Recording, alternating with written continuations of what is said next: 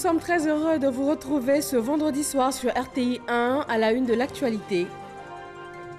En marge du sommet Russie-Afrique à Sochi, le président Alassane Ouattara a eu des échanges avec le secteur privé ivoirien présent sur place et aussi avec des personnalités du monde diplomatique et financier. Il a surtout été question lors de tous ces échanges du processus de développement de la Côte d'Ivoire. La première dame Dominique Ouattara, présente à cette rencontre de Sochi en Russie, a en compagnie de plusieurs autres premières dames du continent africain effectué des visites guidées des lieux phares représentatifs du riche patrimoine russe.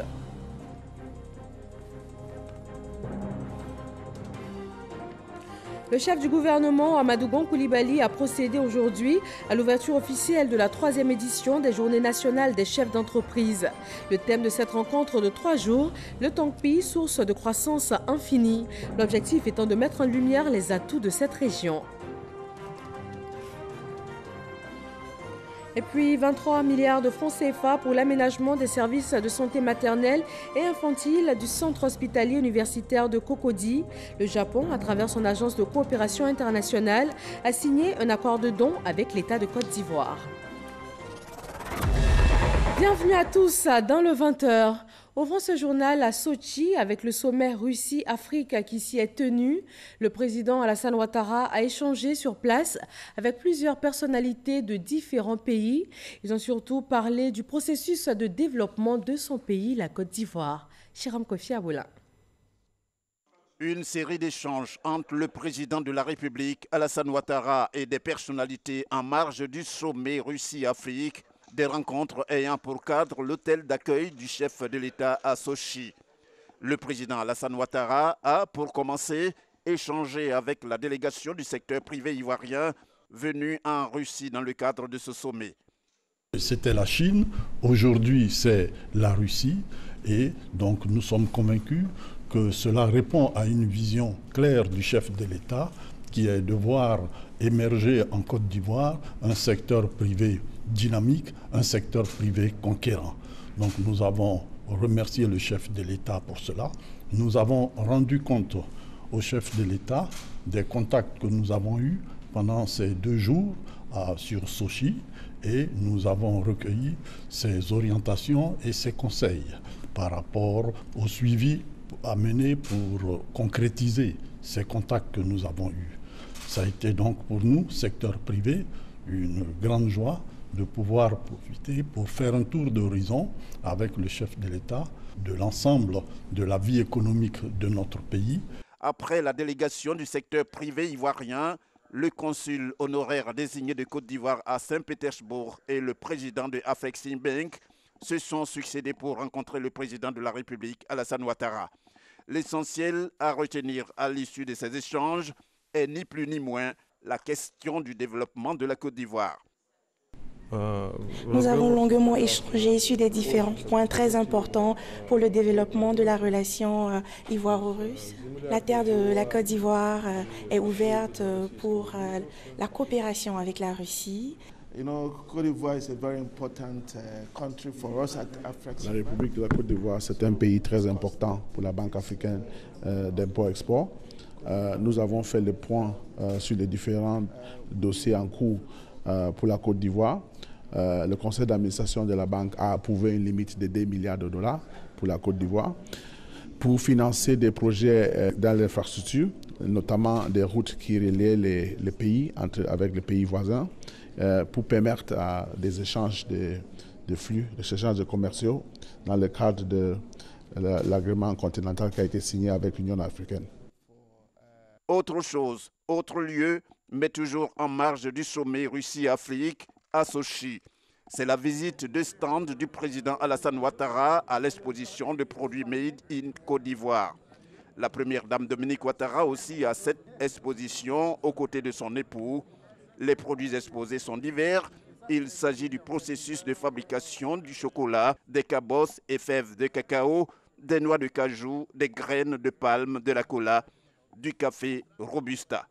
Le président Alassane Ouattara, tout en exprimant sa joie et sa fierté sur la présence de la Côte d'Ivoire à cette exposition, a saisi l'occasion pour féliciter le président russe Vladimir Poutine, non seulement pour l'organisation de ce sommet, mais aussi pour sa contribution à la paix dans le monde. Sur place à Sochi, les épouses des chefs d'État et de gouvernement sont aux côtés de leurs époux à ce sommet Russie-Afrique, notamment la première dame de Côte d'Ivoire, Dominique Ouattara, qui a saisi l'occasion de cette rencontre pour effectuer des visites guidées avec les autres premières dames présentes. Il s'agit pour elles d'aller à la découverte du riche patrimoine russe. Shiram Kofi Awela. Elles ne sont pas venues à Sochi pour rien.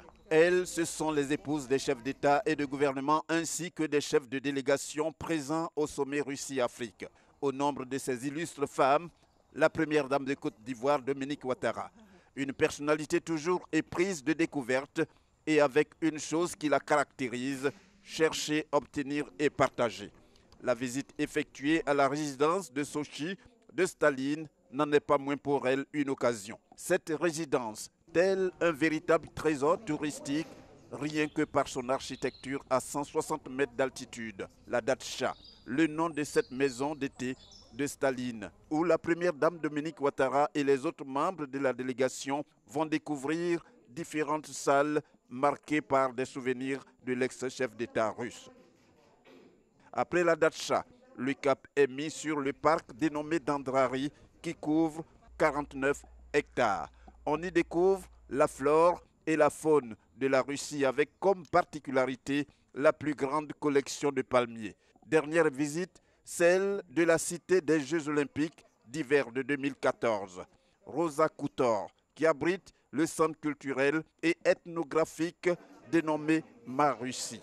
Aussi y a-t-il, pour terminer, l'étape de la station climatique, l'occasion pour la première dame Dominique Ouattara et toute la délégation de découvrir, au moyen de l'Express de Caucase, non seulement un site forestier extraordinaire, mais aussi toute la richesse culinaire russe. Et avec au bout, l'ambiance festive, occasionnée par un spectacle inédit. Sur le sol ivoirien, précisément dans l'Ouest, le chef du gouvernement a procédé ce vendredi à l'ouverture officielle de la 3e édition des Journées nationales des chefs d'entreprise. La rencontre se tient sur 3 jours et doit permettre aux élus et opérateurs locaux de faire connaître les richesses régionales. Alexis Ouedraogo. Les chefs d'entreprise au pied des 18 montagnes. Ce vendredi, la capitale du Tongpi a ouvert ses portes à la 3e édition des Journées nationales des chefs d'entreprise, l'occasion pour elle de montrer ce qu'elle a de meilleur. La commune de Mar se situe à quelques kilomètres seulement de 2 pays voisins, de potentiels débouchés pour les opérateurs économiques afin de favoriser un développement inclusif de la zone. Pour la commissaire générale Nadine Bla, il s'agit aujourd'hui de susciter l'intérêt, provoquer l'investissement, mais surtout réduire les écarts de développement entre les capitales régionales. Ces journées permettent de réunir les plus hautes autorités de notre exécutif, de la région et du secteur privé pour discuter et trouver des solutions pragmatiques et bénéfiques au développement régional. Une vision que partage le secteur privé qui encourage le renforcement du partenariat public-privé. Dans le cadre du partenariat État-secteur privé et pour une croissance inclusive, le secteur privé encourage le gouvernement à accompagner davantage les opérateurs économiques à entreprendre dans nos régions. En ce sens que même dans les régions les plus difficiles du pays, l'investissement et la croissance restent possibles. Président ce lancement, le chef du gouvernement n'a pas manqué de présenter les atouts économiques et touristiques de la région. Il a appelé à une franche offensive des investisseurs sur le Tongpi.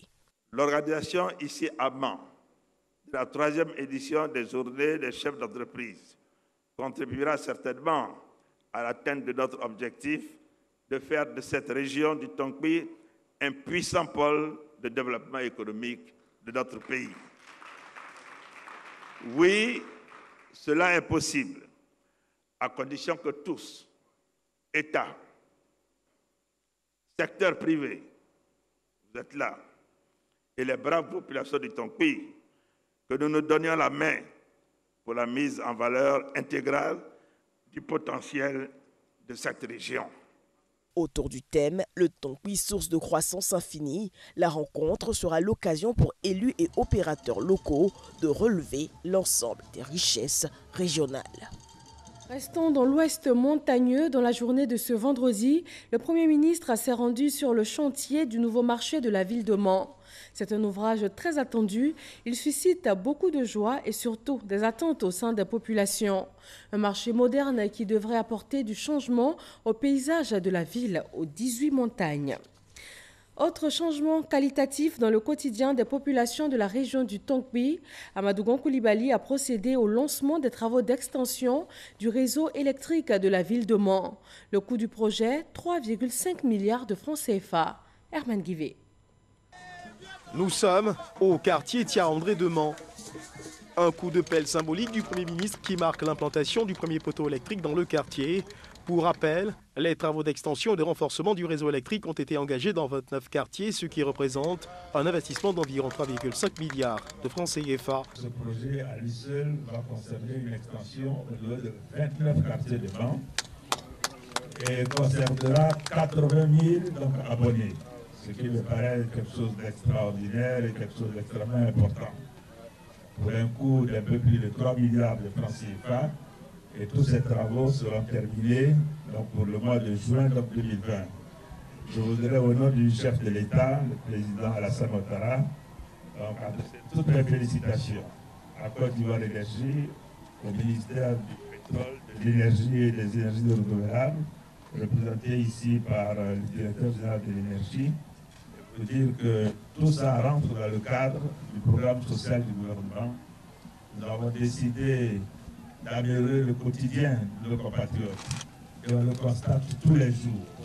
Les actes sont posés au quotidien pour améliorer les conditions de vie des citoyens. Aujourd'hui, nous nous trouvons à Mans pour lancer ce programme d'un coût de 3,5 milliards et ce programme qui démarre maintenant, qui va prendre fin en juin 2020, qui va permettre à 80 000 personnes d'avoir l'électricité, qui va permettre d'avoir 4 700 poteaux d'éclairage public supplémentaires dans la ville contre 3 100 qu'il y avait, c'est-à-dire on multiplie par plus de 1,5, et qui va permettre d'avoir également de l'électricité partout, donc une bonne qualité, avec des nouveaux postes de distribution, avec des réseaux aussi moyenne tension et donc basse tension, donc de qualité.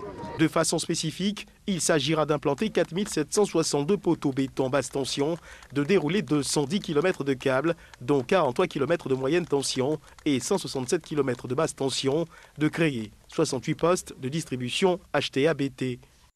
Ces 72 heures du Premier ministre dans l'ouest de la Côte d'Ivoire lui permettent de mieux s'imprégner des réalités propres à cette région du pays.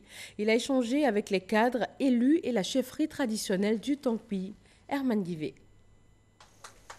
Dans la région du Tonkpi, le chef du gouvernement Amadou Gon Coulibaly reçoit en audience les élus, les cadres et la chefferie traditionnelle du Tonkpi. Le président de la Chambre régionale des rois et chef traditionnel du Tonkpi, Gloudeux Dan Premier, a formulé des bénédictions à l'endroit du Premier ministre, du président de la République, saluant la confiance accordée au fils de la région du Tonkpi.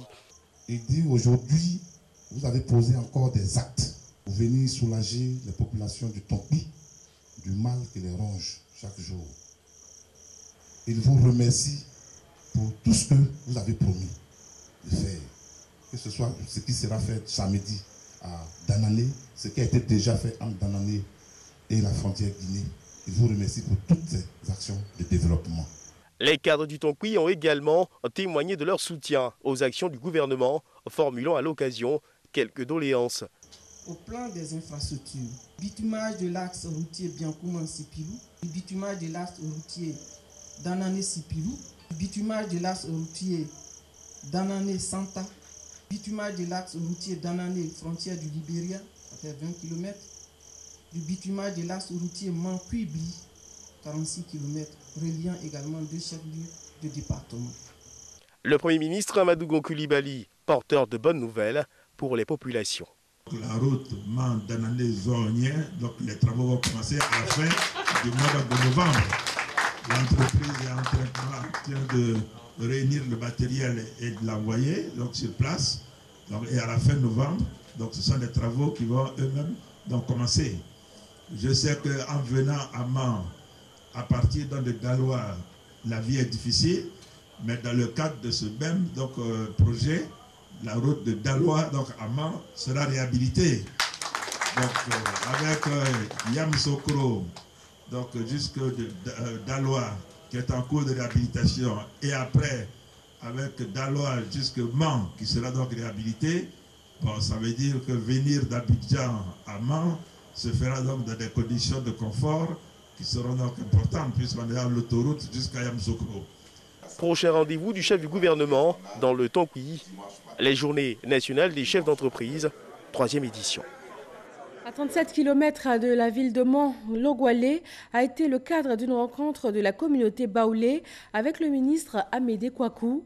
En marge de la visite du chef du gouvernement, il est question pour le ministre de l'Équipement et de l'Entretien routier de transmettre le message de paix et d'unité du chef de l'État.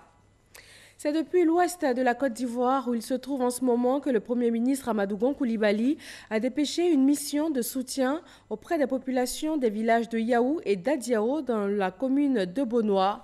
Elles ont été touchées par les inondations provoquées par les récentes fortes pluies. Conséquence, de nombreuses familles déplacées et l'arrêt de toute activité champêtre. Mamadou Kwasi. Village de Yaou, dans la commune de Bonois. Le quartier Koumassi porte encore les séquelles des inondations qui touchent ce village depuis plus de 2 semaines. Si dans certains ménages, l'eau a totalement disparu, ce n'est pas encore le cas pour d'autres plongés sous les eaux. Et le souvenir est encore vivace chez certaines populations. Dans la nuit du 14 à 3h, 4h par là, je me lève, je viens regarder, le salon est rempli. Ce qu'on a pu sauver, c'était les dossiers et puis quelques affaires, c'est tout. Pour soutenir ces populations sinistrées, le Premier ministre Amadou Gon Coulibaly envoie des émissaires, les bras chargés de vivres.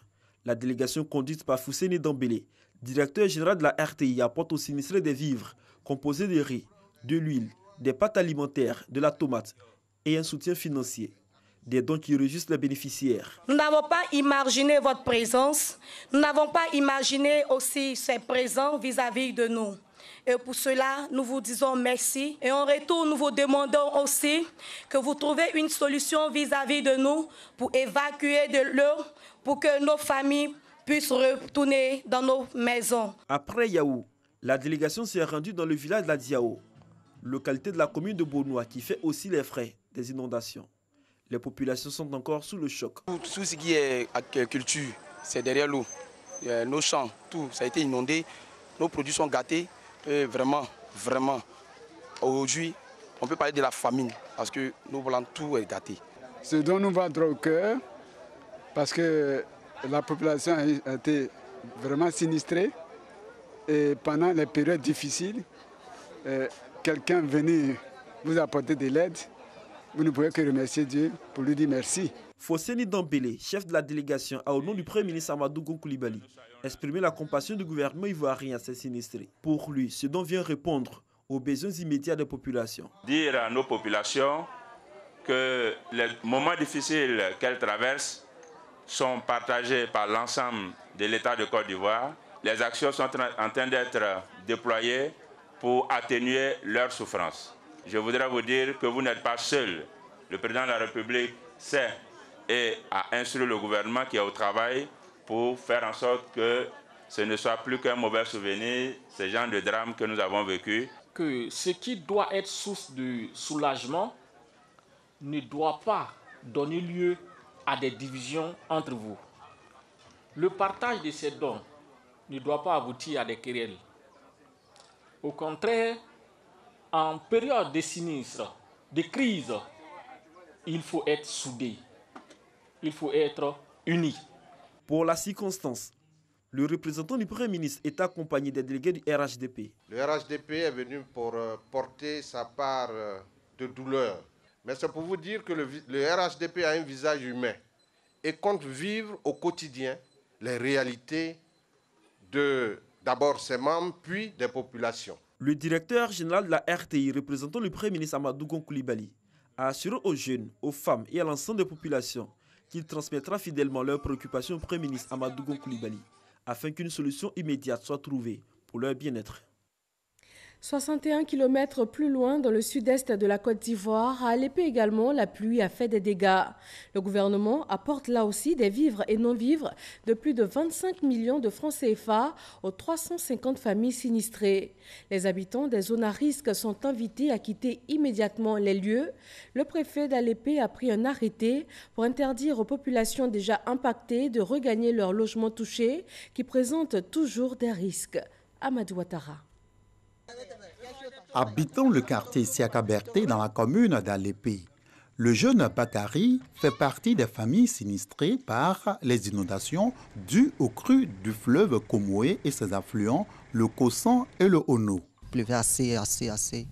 Donc à 3 h du matin, moi-même, je me suis réveillé, vérifié dans les quartiers et j'ai constaté que l'eau est rentrée sur nous. L'eau a cassé des toits, donc nous avons tous déménagé dans ces quartiers. Moi, je suis beaucoup désespéré.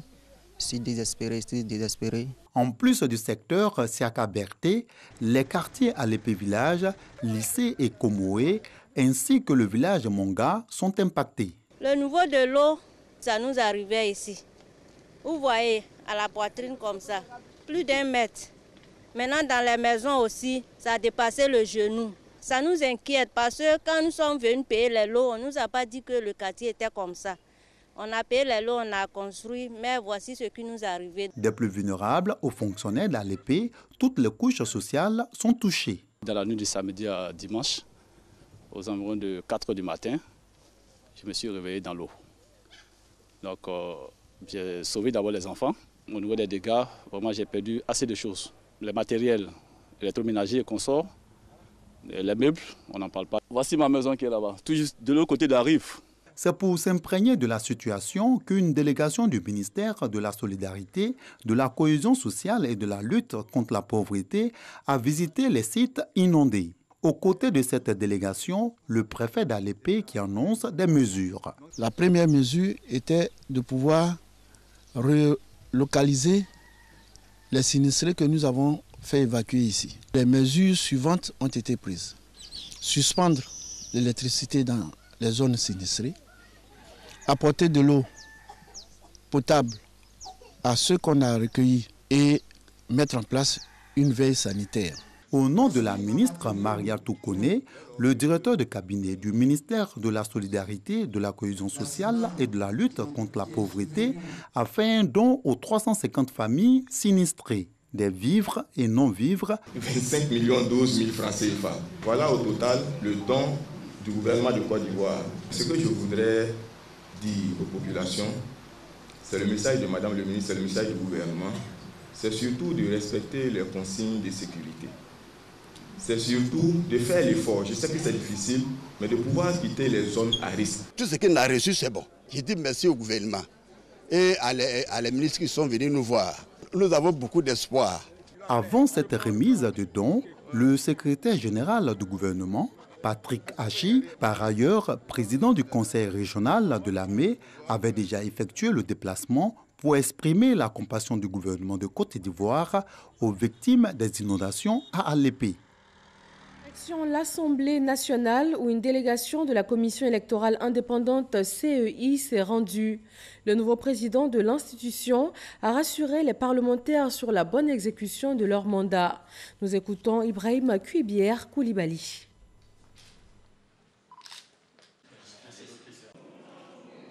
Les députés sont eux aussi justiciables de la CEI anti-griffe parce que le mandat qu'ils exercent ici est organisé par la commission électorale indépendante.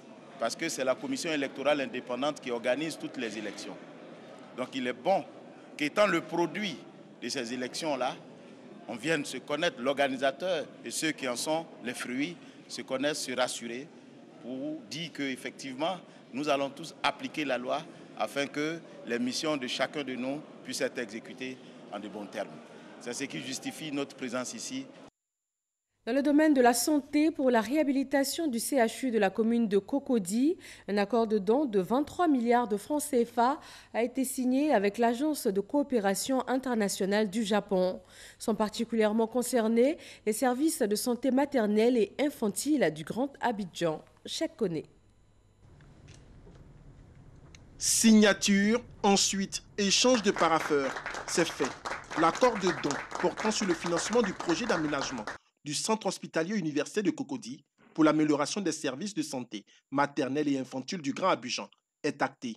Ce sont plus de 23 milliards de francs CFA octroyés par le gouvernement du Japon à la Côte d'Ivoire. L'objectif de ce financement est la construction de pôle mère-enfant au CHU de Cocody pour en faire un modèle d'offre de soins de qualité en centre d'excellence en Côte d'Ivoire en matière de santé maternelle et néonatale. L'accord signé est le deuxième après celui signé en mars 2019 pour la prise en charge de l'étude de concept détaillé du projet d'aménagement du CHU de Cocody. Ces appuis importants traduisent éloquemment la volonté sans cesse renouvelée du gouvernement japonais d'accompagner la Côte d'Ivoire dans l'atteinte de ses objectifs de développement économique et social prévus dans le PN2 2016-2020. Cet accord de don porte à 130 milliards de francs CFA l'engagement financier du Japon auprès du gouvernement ivoirien depuis le début de l'année pour la réalisation de plusieurs projets importants. Il s'agit entre autres de la construction de 3 échangeurs sur le boulevard Mitterrand pour 80,7 milliards de francs CFA et la phase 2 de l'échangeur de l'amitié pour 25,1 milliards de francs CFA. Autre accord signé, une société de construction italienne basée en Côte d'Ivoire avec le ministère de la promotion de l'emploi des jeunes. L'objectif est d'offrir une formation pouvant aboutir au recrutement pour des jeunes diplômés du secteur de la construction. Nadia Edja et Jean-Luc Mangbo. C'est par une signature de convention que s'est scellé le partenariat entre l'agence Emploi Jeunes et cette société de construction italienne désireuse de bâtir 3000 logements sociaux. Cet accord, dont l'intérêt est de rehausser le niveau d'employabilité des jeunes, porte sur 3 points majeurs. L'accompagnement des jeunes diplômés dans les programmes d'aide à l'embauche, le développement des compétences et le placement direct. Cela contribuera à enrichir leur formation déjà acquise. Nous espérons qu'avec la signature de cette convention, la société italienne construction aidera beaucoup de jeunes ivoiriens à acquérir un peu de notre savoir-faire dans la construction et dans la gestion immobilière en général. Le ministre de tutelle a invité l'ensemble des entreprises à suivre l'exemple de cette société de construction. Que cet investissement soit une opportunité pour aider donc, les jeunes de notre pays à avoir des possibilités d'apprendre et de travailler. Je voudrais profiter de cette occasion lancer aussi un appel à toutes les autres entreprises pour qu'elles soient citoyennes et qu'elles acceptent d'accompagner le gouvernement ivoirien dans sa volonté de rechercher des opportunités pour les jeunes de notre pays. Pour concrétiser le volet insertion des jeunes du programme social du gouvernement, le ministère de la Promotion de la Jeunesse et de l'Emploi des Jeunes a initié plusieurs actions. À ce jour, environ 342 000 opportunités d'emploi ont été mobilisées. Le bureau ivoirien du droit d'auteur Burida continue de naviguer en eau trouble. Le collectif des artistes Légalité et Transparence a tenu une conférence de presse pour dénoncer les irrégularités qu'il a constatées, et cela lors du dernier vote au sein du Burida. Davis Oyo et Serge Coléa nous expliquent. Après avoir boudé l'élection pour le renouvellement des collèges avant l'Assemblée générale du Burida, le Bureau ivoirien du droit d'auteur, le collectif Légalité et Transparence revient à la charge. Au vu des preuves de fraude que nous, Légalité et Transparence, avons présentées aux juges, nous n'avons pas dévié d'un iota notre discours. La mise à plat du processus, le toilettage des textes et la convocation d'un nouveau scrutin, car celui-ci est tellement entaché d'irrégularités que ce serait suicidaire de laisser se poursuivre un tel processus. Ces sociétaires du Burida dénoncent le non-respect des conditions d'éligibilité des candidats. Le collectif a projeté un film de 9 minutes dans lequel des éléments sont brandis comme preuve. Par exemple, c'est comme ici, pour voter, il faut avoir 18 ans. Si tu as 16 ans, 15 ans, tu ne peux pas voter. Et dans ce que vous avez vu, il y a des artistes qui n'ont même pas 5 ans d'existence au Burida, alors qu'il fallait avoir au moins 5 ans d'existence au Burida. Le décret qui régit le Burida dit ceci. Il faut, par exemple, pour les artistes, auteurs et compositeurs, publier au moins 3 albums d'au moins 6 titres que tu deviens AO, associé ordinaire. Mais quand tu n'es pas dans ce cas-là, je suis désolé sans stigmatiser qui que ce soit, tu n'es pas associé ordinaire, tu es artiste du Burida, il n'y a pas de problème. Il faut que ce soit clair. Quand ce n'est pas clair et que la liste électorale est entachée d'irrégularité, nous disons non. L'égalité et transparence revendique plus de 500 membres. Il est dirigé par David Taouro, artiste chanteur, arrangeur et producteur. Lui et ses camarades réclament tout simplement de nouvelles élections. Et c'est la fin de ce 20h. La rédaction de RTI 1 vous souhaite à tous un très bon week-end. Demain 20h, retrouvez Marie-Laure Gorin. Bonsoir.